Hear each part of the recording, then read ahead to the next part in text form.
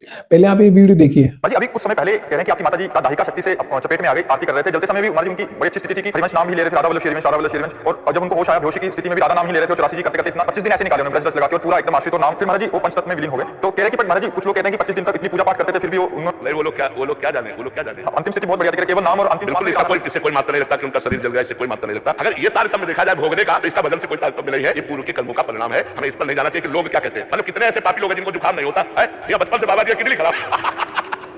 तो अब ये चीजें थोड़ा भगवान की बात समझनी होगी कि हमारा अंतिम जन्म है। अब हमारे जितने भी पाप कर्म संचित भस्म हो गए, अब जो प्रारब्ध रहा उसे भोग लेते हैं और क्रियमाण भगवान की शरण में जा रहा है और भगवान को प्राप्त हो जाएंगे। तो आखिरी जन्म जिन संतों का होता है उनकी थोड़ा बड़ी विचित्र लीलाएं होती है, थोड़ा थोड़ा करके भोग भगवाया जाता है। नहीं तो भ्रम हो जाता है कि यार भजन करने वाला जो है दुख पा रहा है और पाप करने वाला मौज उड़ा रहा है, ऐसा लोगों को भ्रम हो जाता है। आरती करते समय जल गई, राधा नाम जाप भी कर रहे हैं, 25 दिन तक ब्रज की रज भी लगाई। लोग कहते हैं इतनी भक्ति करने के बाद भी ऐसी मृत्यु। इस पर प्रेमानंद जी ने कहा कि भोगने का भजन से कोई तारतम्य नहीं, पूर्व के कर्मों का परिणाम है, अर्थात भोगना पड़ेगा।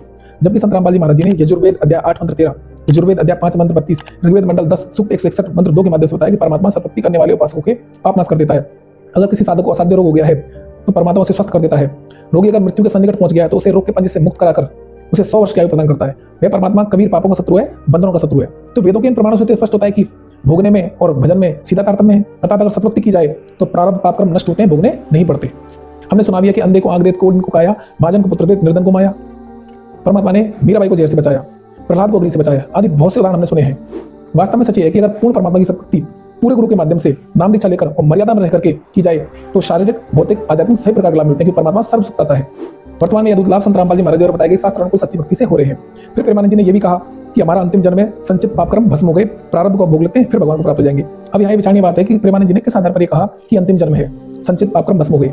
क्या राधा नाम जाप से ही संचित पाप कर्म भस्म होना और अंतिम जन्म होना मान लिया जाएगा, जबकि पवित्र गीता जी में राधा नाम जाप है ही नहीं।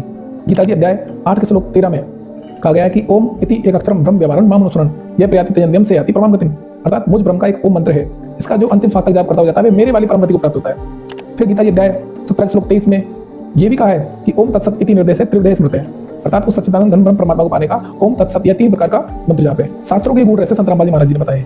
आप राधा नाम जाप करते हैं, इसके लिए आप स्वतंत्र हैं, क्योंकि आपकी आस्था है, उस आस्था का हम आदर करते हैं। लेकिन अगर बात पूर्ण मोक्ष परम शांति की आती है तो इसके लिए आपको शास्त्र अनुकूल सच्ची भक्ति पूरे गुरु के माध्यम से करनी पड़ेगी, जो कि वर्तमान में एकमात्र तत्दर्शी संत रामपाल जी महाराज जी बता रहे हैं। अभी आपके ऊपर निर्भर करता है कि आप किस तरफ जाना चाहते हैं, शास्त्र अनुकूल सच्ची भक्ति की तरफ या मनमाने आचरण वाली भक्ति की तरफ।